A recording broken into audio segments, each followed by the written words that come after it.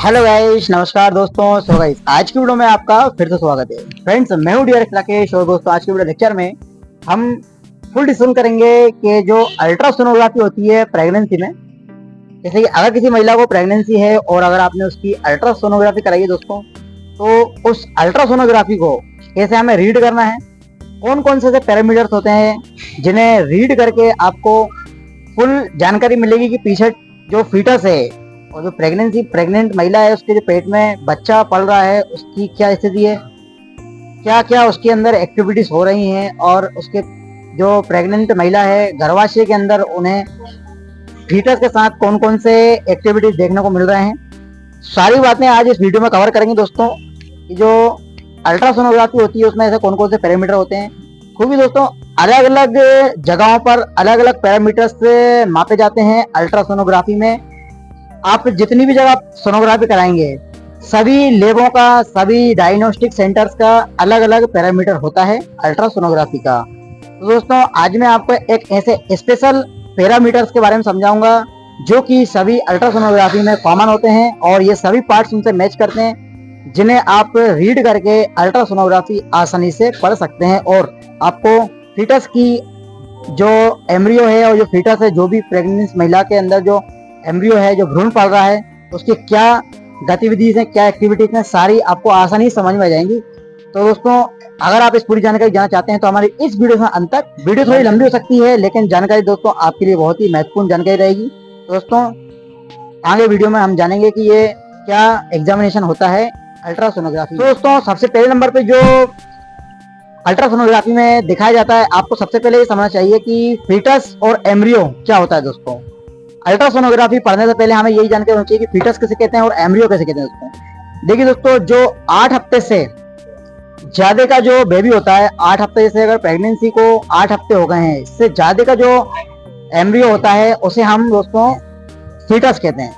और इससे कम की एज का जो 8 हफ्ते से कम का जो होता है उसे एम्ब्रियो कहा जाता है, और इससे ज्यादा की उम्र का बच्चा जो होता है वो फीटस कहलाता है।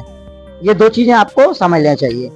इसके साथ ही साथ दोस्तों फर्स्ट पैरामीटर जो कहलाता है वो होता है हमारा पार्ट एग्जामिनेशन।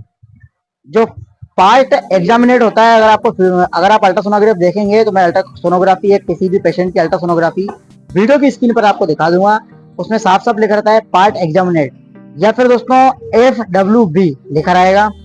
दोस्तों जो FWB होता है इसका सीधा सीधा फुल फॉर्म होता है दोस्तों फीटल वेल बीइंग, मतलब कि फीटल की जो लाइफ है, फीटल जो पेशेंट की जो प्रेग्नेंट महिला है, प्रेग्नेंट महिला की जो प्रेगनेंसी में जो भी फीटस है उसकी FWB, इसका सीधा फुल फॉर्म है फीटल वेल बीइंग, मतलब फीटल बहुत बढ़िया है, अच्छा है, वेल बीइंग है।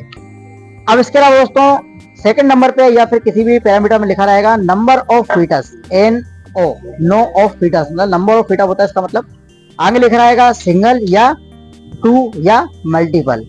ऐसे 3 होते हैं, सिंगल, 2 या मल्टीपल, ऐसा रहेगा डेस डेस में। तो दोस्तों पेशेंट के प्रेगनेंसी में फीटस की क्या क्वांटिटी है, इसे हम ये जानेंगे फीटस की क्वांटिटी क्या है, तो उसमें लिखा रहेगा सिंगल, 2 या मल्टीपल। तो ये चीजें रहती हैं। तो दोस्तों नंबर ऑफ फीटस में मैंने बताया कि सिंगल हो सकता है, मल्टीपल हो सकता है, 2 भी हो सकते हैं। तो ये एक पर्टिकुलर पैरामीटर होता है। इसके साथ ही साथ दोस्तों लोकेशन, अल्ट्रासोनोग्राफी की रिपोर्ट्स में लिखा रहता है लोकेशन, जो फीटस है फीटस की लोकेशन क्या है दोस्तों, इंट्रा यूट्रेन है या एक्स्ट्रा यूट्रेन है, ये आपको देखना होगा। अब यहाँ पे समझने वाली बात है दोस्तों, आप उसको समझिए। इंट्रा यूट्रेन और एक्स्ट्रा यूट्रेन, इंट्रा यूट्रेन का मतलब ये होता है दोस्तों कि जो फीटस है, फीटस प्लेसेंटा के अंदर है। गर्भाशय में प्लेसेंटा होता है जो कि मुफ्त में मिलता है महिला को, जो कि डिलीवरी के टाइम नॉर्मल डिलीवरी होती है, बाहर निकल जाता है प्लेसेंटा, उसको काट के निकाल दिया जाता है जब भी डिलीवरी हो जाती है नॉर्मल। दोस्तों इंट्रा यूट्रेन में ये होता है कि भाई एम्ब्रियो जो है, एम्ब्रियो हुआ, फीटस हुआ, वो गर्भाशय के अंदर जो प्लेसेंटा है, प्लेसेंटा के अंदर है। अब दोस्तों एक्स्ट्रा यूट्रेन में क्या समझेंगे हम कि भाई ये कहीं ना कहीं जो भ्रूण है वो फैलोपियन ट्यूब में जाके फंस गया है। वीडियो की स्क्रीन पर मैं सभी चीजें दिखला दूंगा आपको साफ साफ, क्या होता है फैलोपियन ट्यूब के अंदर बच्चा कैसे फंस जाता है, ये भी आपको स्पेशल वीडियो बनाऊंगा इसके लिए मैं अलग से। दोस्तों इंट्रा यूट्रेन के अंदर फीटस जो है, फीटस अपना प्लेसेंटा के अंदर है, और एक्स्ट्रा यूट्रेन में फीटस कहीं ना कहीं एमनियोटिक फ्लूइड या उससे बाहर निकलकर फैलोपियन ट्यूब में फंस जाता है। जैसे जैसे हम दोस्तों एटोपिक प्रेगनेंसी कहते हैं, इसे हम एटोपिक प्रेगनेंसी के नाम से जाना जाता है। अब दोस्तों थर्ड नंबर पे जो होता है वो होता है हमारा कार्डियक एक्टिविटी। ये जो कार्डियक वर्ड है दोस्तों, ये हार्ट से लिया गया है, जिसे हम कार्डियक एक्टिविटी कहते हैं। इसमें जो भ्रूण है, भ्रूण की कार्डियक एक्टिविटी शो की जाती है। वो साथ साथ वहां पर लिख देगा कार्डियक एक्टिविटी प्रेजेंट और अब्सेंट। अब दोस्तों यहाँ पर ये जानने वाली चीज है कि भाई कार्डियक एक्टिविटी जो होती है वो प्रेजेंट होना चाहिए, अब्सेंट नहीं होना चाहिए। ये चिंताजनक स्थिति बन सकती है। तो जो फीटस की कार्डियक एक्टिविटी है वो प्रेजेंट होना चाहिए। और साथ ही साथ दोस्तों इसमें जो पैथोलॉजी वाला बंदा है, जो डायग्नोस्टिक वाला बंदा है, जिसने सोनोग्राफी की है, वो साफ साफ लिख देगा फीटस की कार्डियक एक्टिविटी क्या चल रही है। भाई फीटस की जो कार्डियक एक्टिविटी होती है, इसकी नॉर्मल रेंज जो होती है दोस्तों 140 से लेके 160 के बीच में होना चाहिए। 160 से ज्यादा भी नहीं होना चाहिए और 140 से कम भी नहीं होना चाहिए। तो वो साफ साफ लिख देगा भाई 167 बीट पर पीएम या 160 बीट पर पीएम, ऐसा बीपीएम लिख दिया जाता है। अब दोस्तों आगे जान लेते हैं हम फीटस का मूवमेंट। भाई फीटस का मूवमेंट एक रिस्की फैक्टर होता है कि अगर फीटस का मूवमेंट प्रेजेंट नहीं है, वैसे तो फीटस मूवमेंट प्रेजेंट होना चाहिए। इन दैट केस अगर फीटस का प्रेजेंट नहीं है मूवमेंट, तो ये कहीं ना कहीं आपको रिस्की हो सकता है। तो ये भी एक देखने लायक स्थिति होती है। अब जान लेते दोस्तों हम प्रेजेंटेशन। भाई प्रेजेंटेशन कितने प्रकार की होती है? प्रेजेंटेशन दोस्तों 5 प्रकार की होती है। पहली होती है दोस्तों सेफालिक, सेकंड होती है ब्रीच, थर्ड होती है लिम्ब, फोर्थ होती है नॉर्मल, और फोर्थ होती है ब्रॉड, और फिफ्थ होती है ब्रेक। ये अलग अलग मूवमेंट होते हैं प्रेजेंटेशन के। और सिक्स होती है दोस्तों शोल्डर। अब इसमें आपको जानने वाली चीज क्या है दोस्तों, अगर सेफालिक पे राइट लगा है या सेफालिक है तो बिल्कुल नॉर्मल है, बच्चा सीधा है। आपने देखा होगा कहीं कहीं भाई कि बच्चा उल्टा पैदा हुआ, बच्चा सीधा पैदा हुआ, बहुत सी चीजें रहती हैं प्रेगनेंसी में। तो अगर सेफालिक दिख रहा है, अल्ट्रासोनोग्राफी सेफालिक लिखा है, तो भाई बच्चे का सिर नीचे की ओर होता है, पैर ऊपर की ओर होते हैं, तो ये बच्चा सीधा कहलाता है।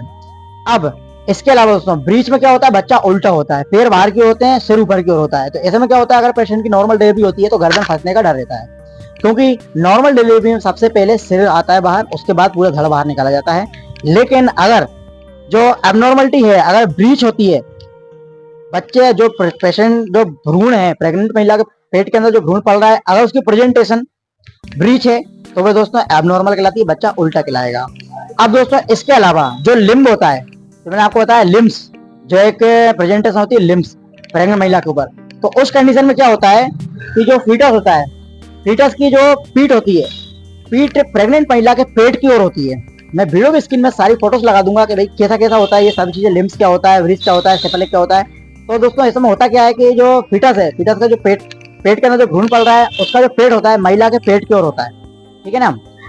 अब इसके साथ ही साथ दोस्तों मैंने क्या बताया, ब्रो, BWROW, ब्रो, ब्रो होता है दोस्तों। इसमें क्या होता है कि कभी कभी बच्चे का मुंह यूं हो जाता है, इस टाइप का।